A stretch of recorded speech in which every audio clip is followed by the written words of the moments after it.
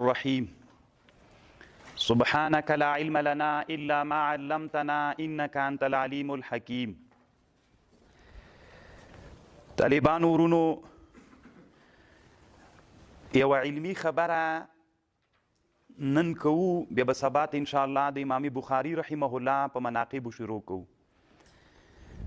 طالبانو یو سړی دنیا کې تیر سوی دا افلاطون نومیږي او افلاطون یو کتاب جوړ کړی دا د کتاب نوم دا جمهوریت افلاطون او په دغه کتاب کې افلاطون یو څو مثالونه راوړي دي چې هغه مثالونو ته المثل الافلاطوني وایي.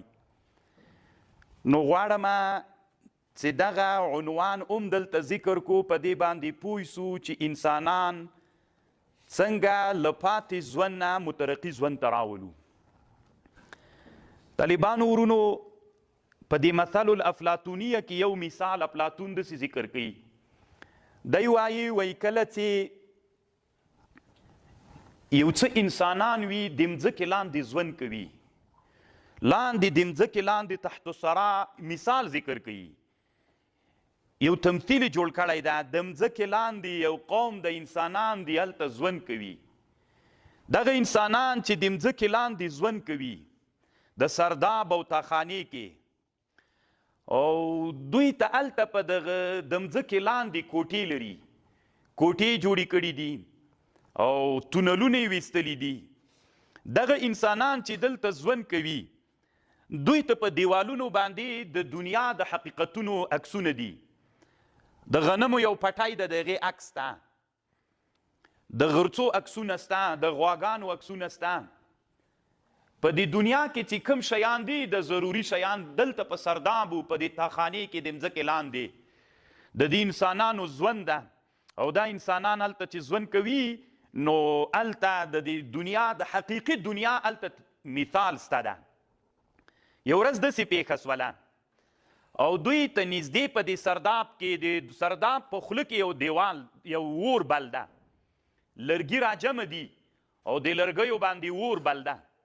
دغه اور چې دلته بل سوی ده بلیږي، نو په دې تاخانه کې چې کوم اور بل ده نو دوی د دې اور په رڼا باندې د عکسونو دید او لیدنه کوي. یو ورځ داسې وسوله چې یو څه حکیمان ول، یو څه انسانان ول په دې لاره تېرېدل، په دې سرداب کې لاندې انسانان چې اوسېدل ژوند یې کو. دوی ته یې غږ ور وکړه چې تاسې د حقیقت دنیا ته راوځئ، تاسې چې لاندې ژوند کوئ دا حقیقي دنیا نه ده، تاسې حقیقي دنیا ته راوځئ، لاندې په تاخانه کې ناست یئ، پاس راوځئ د الله د حکمتونو نه ځان خبر کوئ. نو دوی د خبره واورېدله چې له پاس نه راغلي خلک د تاخانې ته موږ دې ته دعوت کړلو چې تاسې پاس راوځئ، دا خو صرف مثالي دنیا کې یئ، حقیقي دنیا ته راوځئ. نو دلته د انسانان درې ډلې سول. یوه ډله داسې انسانان سول چې د دوی دا خبره یې ومنله چې رښتیا وایي تاسې راځئ ووځو او دا وګورو چې حقیقي دنیا شتون لري که نه لري. یوې ډلې ویلې چې نه دا وابیان راغلي ول او موږ ته یې ویلي مازې مو د پلارو د نیکه که انسان باندې تقلید چې غالب شي که نه د پلارو د نیکه، هغه ورته ویلي دا دویمې ډلې وي نه دا اصل کې موږ او تاسې د پلارو د نیکه له کاره باسي. د پلارو د نیکه پرمختګ مو دا و چې باید همدلته سوریو کې اوسیږو. حقیقي دنیا موږ نه غواړو. حقیقي دنیا څوک ده؟ هغه بیا دیموکراسۍ ده، هغه بیا وابیت ته هلته نه ورځو. درېیمه ډله متردده وه، یو ور یې ویلي چې وځو حقیقي دنیا ته، بیا یې ویلي نه وځو حقیقي دنیا ته. په دې باندې دوی داسې مشوش ول. نو په دې کې یوه ډله راووتله یقیني چې درلود چې راځئ د حقیقي دنیا ته وځو، خو دا لږ خلک ول. اکثره هغه چې پلارونه او نیکونه یې په کوم ژوند کې پاتې سوي ول چې د سرداب او د مځکې تحت الثرا لاندې هغه ژوند باندې خوشحاله ول، هلته پاتې سول، راونه وتل. لږ انسانان پاس راووتل. چې راووتل نو شپه وله، چې راووتل شپه وه، ستورو ته یې وکتل، هو څومره ښکلا ده، مونږ ته خو هلته صرف نقشه وله، دا خو په حقیقت بدله سوله. لږ وروسته سپوږمۍ راوختله، څومره ښکلا ده او ښایست ده، څومره ښه رڼا ده. د دریاب څنډې ته لاړل چې د دریاب څپې په شپه کې ولیدلې، د ستورو د سپوږمیو انعکاس په دریاب کې و. سهار راوخوت، لمر راغی، داسې نادرې شعلې وهلې، ټوله مځکه چې د شپې تیاره وه رڼا یې کړله.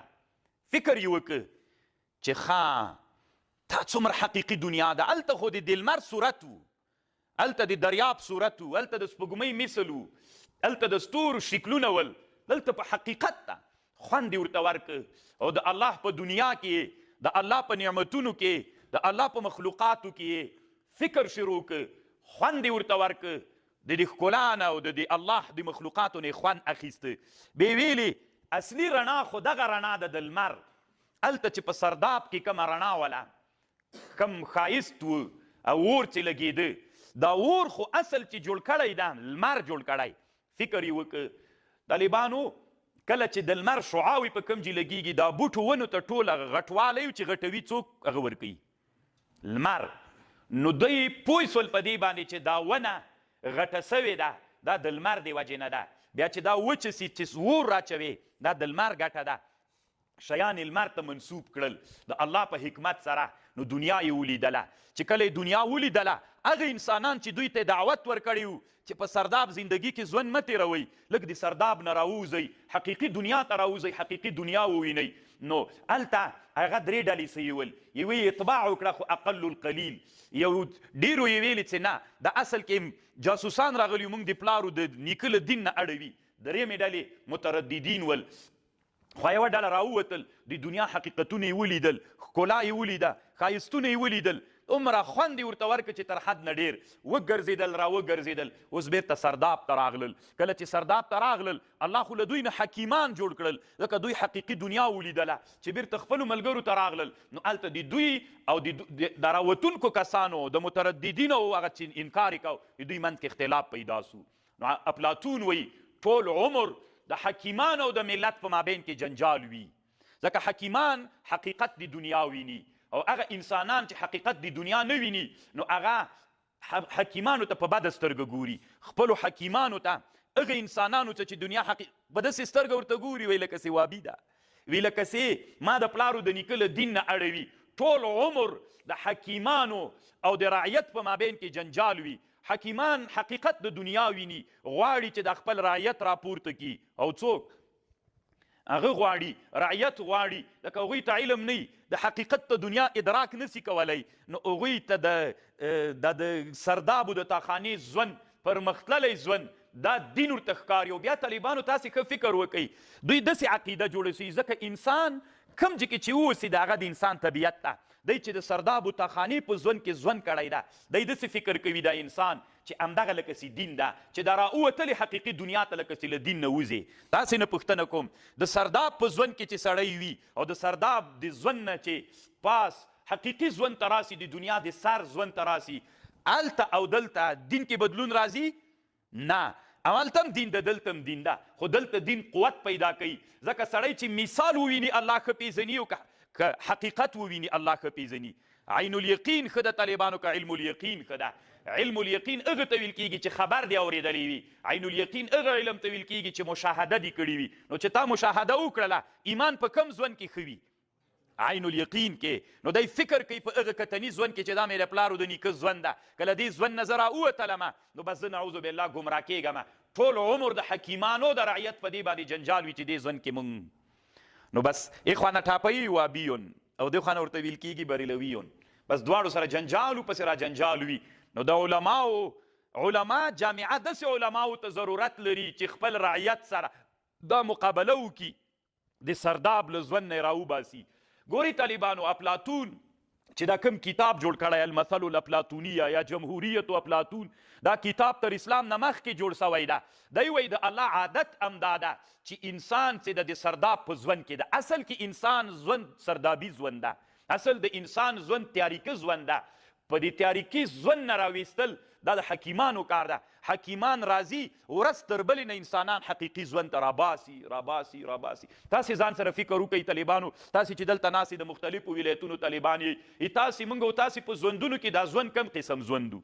سردابي ژوند ده که حقیقي ژوند ده؟ سردابي ژوند ده، د تاخاني او د مځکې لاندې ژوند ده. ورځ تر بلې نه موږ علما راجګېږي، انسانان یو له څانه راباسي، هلته یې کېنوي، ټول نه راوځي یو دم. که ټول یو دم راوتلي وای نن به اسلامي امت دومره شاته پاتې نه و. د اسلامي امت د شاته پاتې کېدلو علت دا ده چې مسلمانان ژوند په کم ژوند کې کوي؟ په سردابي ژوند کې کوي. او که حقیقي ژوند ته راووځي، هېڅکله حقیقي ژوند د دین سره او د اسلام سره ټکر نه ده، هېڅ ټکر نه ورسره لري. په حقیقي ژوند کې لا اسلام ډېر څوک کېدلی سي، مترقي کېدلی سي، اسلام پرمختګ کولی سي، اسلام لوړو اهدافو ته انسانان رسولی سي. بیا نو ټول علت یې دا ده. خو ګورئ طالبانو، تاسې یو ډېر ښه مثال ده په دې، تاسې فکر وکئ. بیا داسې نه چې دلته مو واورېده بس هبا منصوره وګرځېده. نه طالبانو، داسې به نه کوئ. په دې مثال کې به ما سره عهد کوئ چې دا به ځان سره د زړه په پرده لیکئ، او د تاسې به دا کار وي چې انسانان له سردابي ژوند نه حقیقي ژوند ته راوباسئ. حقیقي ژوند ته چې راویستل کېږي نو هغه د علومو په نشر باندې کېږي. نو چې هغوی بیرته ورننوتل، دا لږ کسان هلته چې ورننوتل، هغوی ته یې ویلې دې ژوند کې تاسې وخت تېروئ، دا د دودونو ژوند، دا د څه ورته وایي، دا د تیارې ژوند، دا د اور رڼا ته راځئ، حقیقي ژوند ته راوځئ چې سمه رڼا ووینئ، برق ووینئ، ګروپونه ووینئ، هلته حقیقي حیوانات ووینئ، په سترګو یې ووینئ، د دریابونو او د ستورو ښکلا ووینئ، د سپوږمۍ رڼا ووینئ. نو هغوی چې ورننوتل، هغوی ته یې ویلي وي ځئ تاسې وابیان سوي د دین نه اوښتي یا جنجالو پسې جنجال. خو بیا هم همدغه انسانان چې حکیمان دي چې هلته سرداب ته ورننوتل، د سرداب په ژوند کې اوس د چا زړه په تنګېږي؟ د حکیمانو په تنګېږي هغه ژوند کې که نه؟ او د سرداب د ژوند والا خلک هلته بلد دي، د هغوی زړه په تنګېږي؟ نه، بس جنجالو پسې جنجال سي. بس دی هلته دعوت شروع کی 4-5 دانې نور راوباسي حقیقي ژوند ته، بیا هغوی راولي. نو کرا د سرداب د ژوند نه انسانان الله عز وجل راباسي. او طالبانو تر څو قیامت کېږي هم نه چې انسانان د قوت نه فعل ته راونوځي. دنیا چې تر څو الله ټوله دنیا آباده نه کړي، قیامت کېږي هم نه. الله د دنیا دغسې نه ده پیدا کړې، دنیا یې د دې لپاره پیدا کړې چې تا باندې الله خپل قدرت وویني. نو په سردابي ژوند کې د الله قدرت پېژندل کېږي که په حقیقي ژوند کې؟ دا خو طالبانو تاسو یې موږ خو د مځکې په سر باندې یو. نن عصر کې طالبانو کفري نړۍ کله سپوږمۍ ته لاړه سي، کله مریخ ته لاړه سي، کله پورته په فضا کې څېړنې کوي، او مسلمانان چیرته دي؟ د مځکې په سر باندې دي. نن طالبانو دا ناسا په نامه یو امریکایي څېړنیزه شبکه ده، یا نور دنیاوال چې پورته په فضا ته سپوږمۍ توغوي، هلته هغوی علمي تحقیقات کوي. موږ تر اوسه پورې په سرداب کې موږ څه وایي دا نه منو، دروغ دي، هسې له ځانه خبرې دي، موږ غلطوي او دغسې کوي او هغسې کوي. موږ چې بیا مریخ او سپوږمۍ ته ورسیږو، دوی بیا پورته فضا لا متناهي کې نور پرمختګ کړی وي. پکار دا ده چې اسلامي امت طالبانو تر کافرانو نه د سرداب له ژوند نه مخکې راوځي. ټول عمر په همدې باندې جنجال ده د حکیمانو د رعیتونو په مابین کې چې امت له تیارو نه راوباسو. دا اوس پرون ما وړه دوره کې طالبانو نه پوښتنه وکړله، میل افغانستان کې یو طالب نه مې پوښتنه وکړه، میل د کم ولایت وي؟ د هلمند میل د کمې ولسوالۍ وي؟ د ګرمسیر میل. په سلو کې څومره انسانان دي تاسې وطن کې تعلم کوي؟ سلو کې نه کوي. 10% تعلم باندې مصروف دي. او څومره انسانان نوي انسانان وي په تعلم نه دي. بل نه مې پوښتنه وکړه، میل د کم ولایت وي؟ د زابل میل. هلته وي 100 کې. تاسې اوس ماته ووایي طالبانو، خو تاسې وطنو کې به هم همداسې وي که نه؟ خو 100 کې چې یو انسان په علم مصروف وي، د 80% انسانان په علم نه دي مصروف. مطلق علم یادوم، که شرعي وي او که غیر شرعي، موږ ته علم معتبر ده. نو په علم باندې چې مصروف دي، د 80 انسانانو ژوند چیرته ده؟ په سرداب او په تاخانه کې ده. دی به د سرداب له ژوند نه څوک راباسي؟ علما به یې راباسي. خو علما کله دې مسئلې ته هغه کړی ده؟ علما کله داسې مسئلې را پیدا کړي چې انسانانو له علم نه زړه تور کړي. علما اختلافي مسلو ته داسې ورودانګي، علما اختلافي مسئلو کې دومره عمیق نه نوځي. هغه یو څه انسانان چې علم ته راوتلي دي زړه یې ورتور کړي، دا دین خو نو ټول اختلاف د ملایانو سره جوړیږي. نو موږ دا څه کوو؟ نو طالبانو ژوند جوړ دی همدې دپاره ده که نه؟ جوړ ده که نه د همدې دپاره چې 100 کې انسانان علم په دومره پرمختللې دنیا کې چې نن دنیا چیرته لاړله، په 100 کې 80 انسانان په افغانستان کې په علم نه دي مصروف، 0% مصروف دي. نو خو چې راپورته سوي دي هغه هم نسبي راپورته کېدل، دنیا ته په نسبت سره 0 دي. هغه خو زه د افغانستان سره په نسبت 80 حقیقي دنیا ته راغلي دي، 0 څو نفره په سردابي ژوند کې هغه کوي 80 انسانان په سردابي ژوند کې نو اوس خود د 80 د یوه ټولنه چې مخته ځي په اکثریت باندې مخته ځي نو اکثریت په سردابي ژوند کې دي نو هغه د پرمختګ ژوند ده موږ به پرمختګ وکړو په سردابي ژوند کې کلا وحاشا نو طالبانو تاسې په دې مثال یو ښه فکر ځان سره وکئ نن چې د موږ ټولنه مخته نه ځي خصوصا افغاني ټولنه ژوند مو سردابي ژوند ده کوچي ته ووایه ورته دا میږې پرېږده قسم د په ډانګ خو دې وهي که نه چې دا کوچانی ژوند پرېږده تجارت شروع که نو په ډانګ به دې وهي داسې وهل درکړي چې